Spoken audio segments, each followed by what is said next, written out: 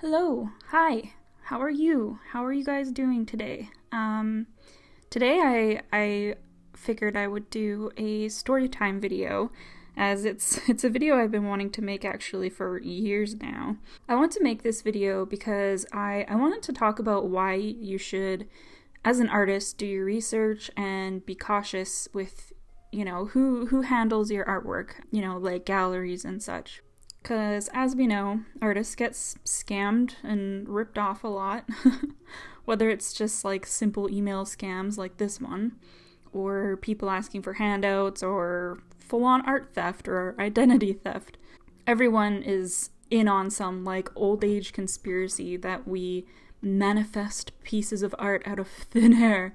It takes no time at all. There's certainly no effort required, no work. Certainly there wasn't years of anguish as our brains ripped apart our work on a daily basis. There most definitely is no back pain, wrist pain, no social media networking. We don't have to ship anything. There's no branding, emails, promotion, legal work, weird tax crap to learn. We don't lose any money manufacturing with wrong people. Definitely don't have to do like any kind of logistics, web design, working with challenging clients. Yeah, definitely don't have to do any of that or the millions of, other things I'm forgetting seemingly.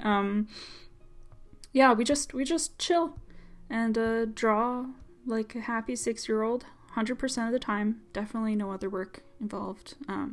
Definitely not years of learning. Certainly not. So, yeah, whether it's like, people asking for free stuff, we all know that there are crappy things that we as artists have to deal with. I digress. My first story is probably the most vanilla story. It's not like all that bad, it's just kind of meh. But I felt like I wanted to include it because it was just kind of strange, and I feel like as a human, but also as an artist, like communicating with people, it can sometimes be awkward and dumb things happen. So my first story time, I had a skate shop reach out to me via email, maybe Instagram, can't remember. And yeah, it's a local skate shop. It was kind of like a hole-in-the-wall type of place. They had good branding. The guy seemed really nice. I hadn't like actually physically seen the place yet. I guess it was fairly new. And yeah, they said that they had like another room attached to their like main room where they sold their like skate stuff. So they wanted to kind of make that room into like a gallery. So I was like, you know what? I haven't shown anywhere locally. I've hardly shown anywhere at that point. Yeah, I was kind of excited, but then when I actually went in to hang up the artwork that I made, and it takes a long time, right, to save up like a bunch of work for a gallery show. Like it's, in my opinion, I find it much easier to just sell things piece by piece on my website, because it usually sells, fortunately, but it is nice to have like gallery shows under your belt, and it's nice to work with curators and all that stuff. So I was like, yes, that's great.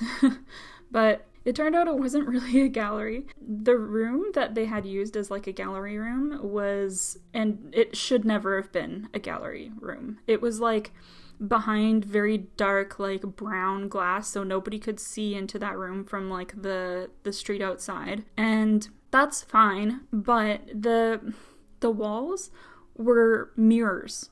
They were like, those nasty brown mirrors like from the 70s? Yeah, so that's what they wanted me to hang my frames on. And yeah, he gave me a bunch of like, those like sticky hooks that you like stick on the wall.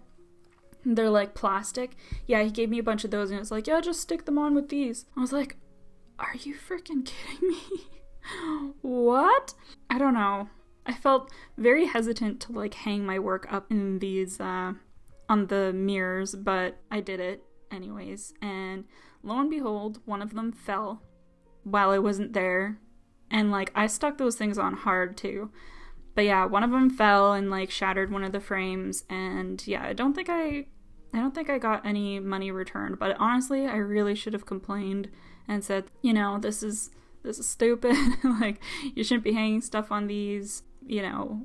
please pay me back for the frame, because, you know, frames can be expensive. Yeah, either way, I was still just like, maybe it'll be fine. Like, maybe they have some, like, you know, people that actually come and look at the stuff. But no, there was nobody. They didn't promote at all. When the show opening happened, I'm using quotes, show opening, nobody was there. It was just like a couple of the staff, and they were like sitting there eating pizza or whatever. And it was like me and my 3 friends and Lopi. Thank goodness for friends, right? Like, they were so supportive, and it ended up being a good night because, you know, we went out and we were just like, well, that was dumb. Once I got my work back, I just put it online and it sold. And at that point I was like, why would I ever like team up with a gallery in that case? And I did end up showing with galleries, and almost all of them were amazing. But my next story is about another gallery, which was not amazing. And unfortunately, that was the second gallery that I had shown at.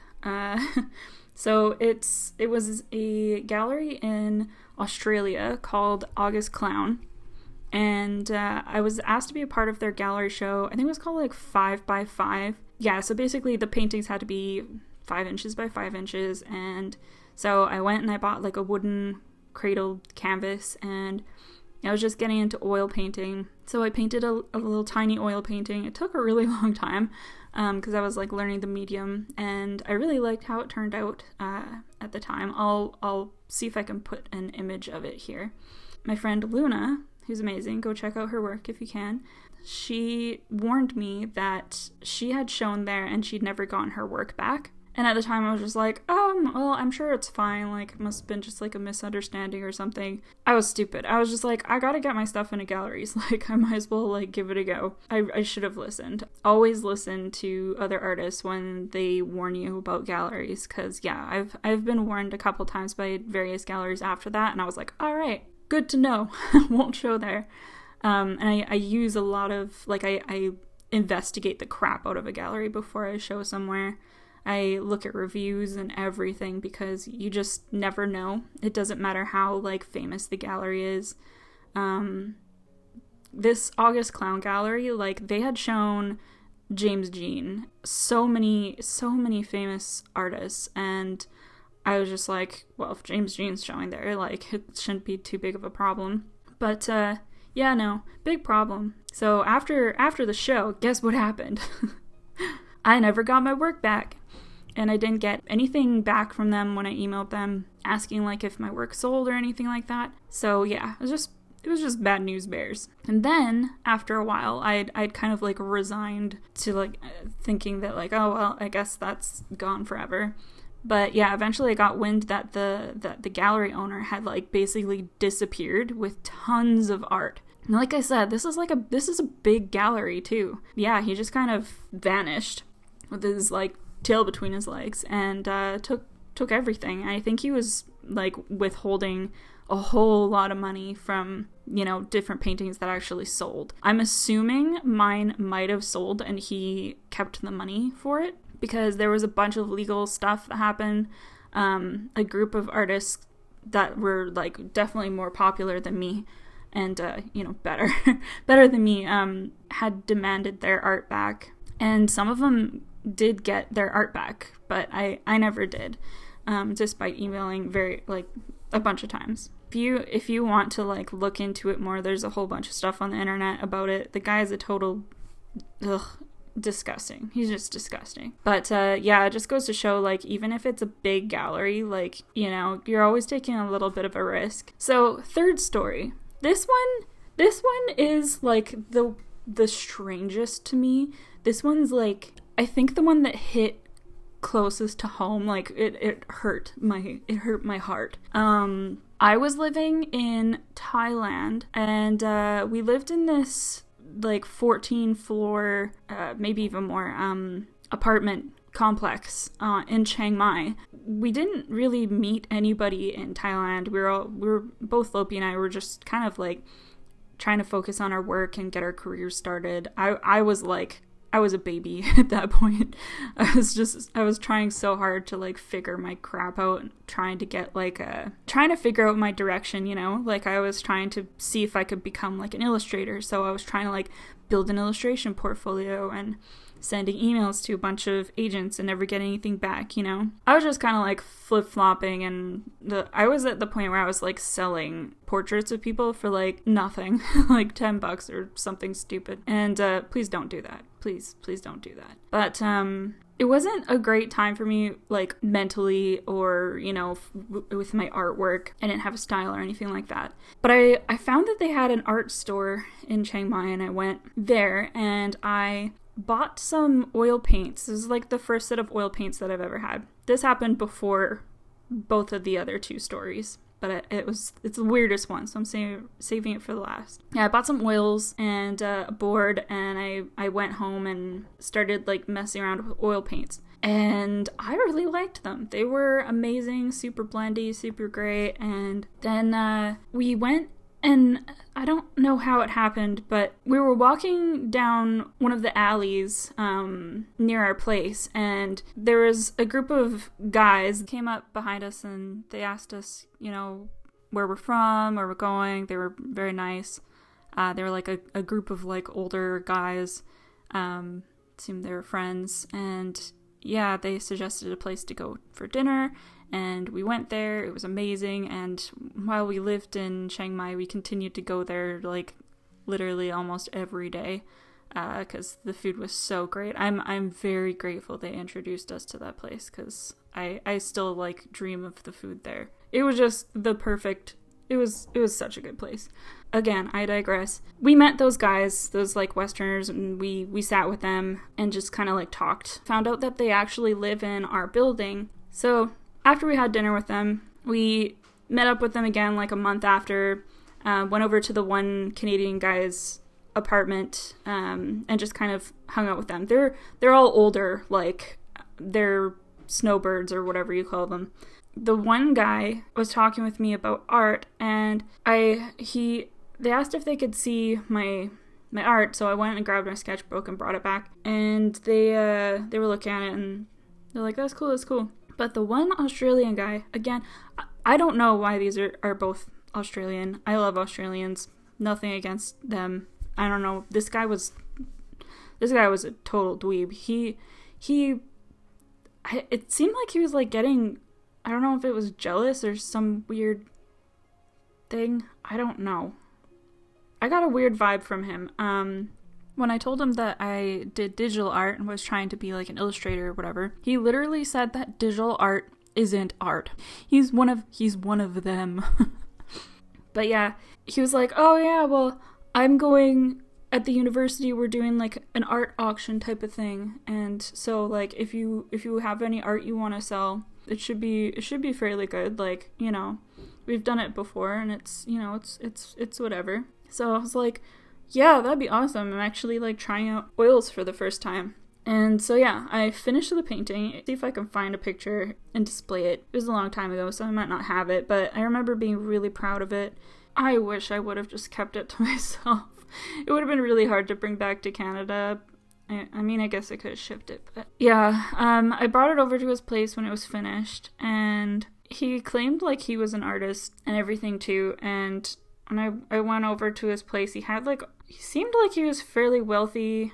So he had like Eames furniture and like a really fancy place. But yeah, I saw his art on the table, and it looked like he just made like a bunch of tape art, you know, like basically a canvas with like a bunch of lines going across it. And when I say that, I mean like literally it's just lines, which I mean is fine. But he was like, oh yes, I am a fancy abstract artist. Ugh.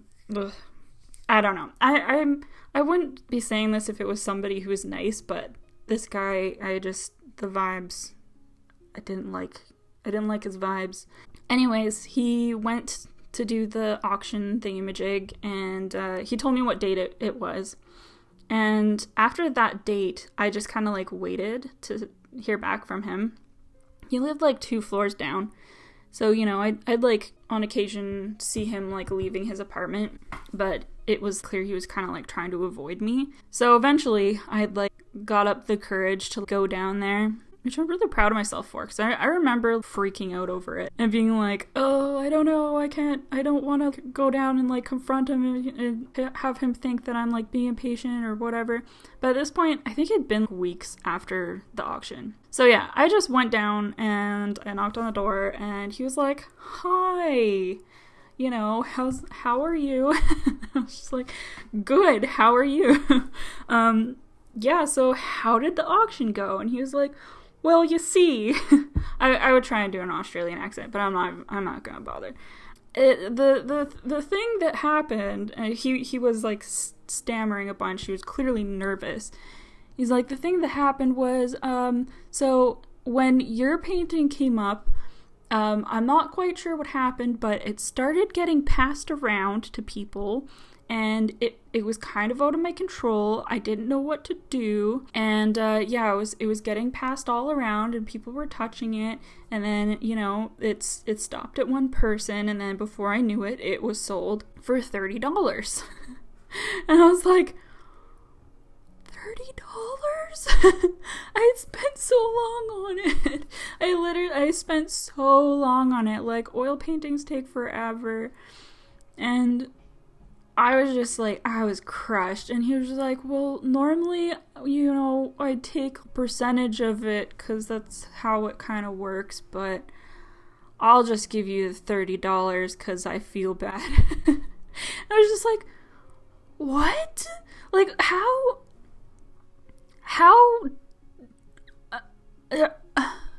did this thing like get out of your control? And like, I don't know if you guys have ever like been to an auction or, you know, watch auctions online, you'll see that like the auctioneer won't let something go for less than they think it's like worth, you know? And I feel like for a big original painting, I feel like, why would they do that? I don't know. Maybe it's because it was in Thailand. I'm not sure. Maybe that's how they roll. Maybe my art actually sucked. Maybe, I don't know. Maybe he was a weird, creepy guy and weird stuff happened. I don't know. I wish that I had kept it, because the value to me was more than it had been auctioned for. And I learned that if I'm ever going to auction something, I want to make sure it's like legit, and, you know, I want to go myself, and I want it to be, if anything, for a cause, because then it won't bother me as much if it only goes for like, you know, well, not $30, but, you know, if it only went for like $100 for an oil painting. It was so odd to me, and his behavior was odd. It was just all odd. And I think because I was such a baby, very young, and didn't know the things, I was just like, I trust everybody. I can trust everyone, yes. And yeah, that's not how she be, fam. So, you know, take that as a lesson. Just be a little bit cautious, you know. I didn't talk to the guy after that. I was just like, that's freaking dumb. I came home and just kind of like sobbed about it a bit. Art auctions are kind of tough in that sense. Like, you could be really crushed, especially like your ego too. If you're just starting out and you think your stuff's really great, you know, you could have some crushing moments. But I guess that's like part of the journey of becoming an artist, right? Like, you should be humbled a bit, because then you can continue to grow. Because if you think that you're really great at everything, then I feel like you kind of end up limiting yourself. In that case, I really felt like, and I still feel like, that was a really nice painting. And it meant a lot because it was like my first oil painting, you know? So I always think about it and wish that I had it. Like, my mom would have loved to have had that painting, you know? Again, the reason why I wanted to tell you guys these stories is because I know a lot of like young artists follow me, and I want you guys to know to stand up for yourselves and know your value. It's good for you, but it's also good for just the art community in general if you're not underpricing yourselves. But also talk amongst yourselves. If there's a gallery that isn't great, like, warn your friends, you know, just watch out for yourself. watch out for others. I've been thinking about getting friends on my channel to kind of talk about their experiences too. Read reviews, stay safe, and you know, if you are young and you get weird feelings about anyone anywhere, you know, bring someone with you to like a gallery show or whatever similar thing you might encounter along your journey. Anyways, I am glad I got to tell you guys these stories. Take care of yourselves, and I'll see you in the next video.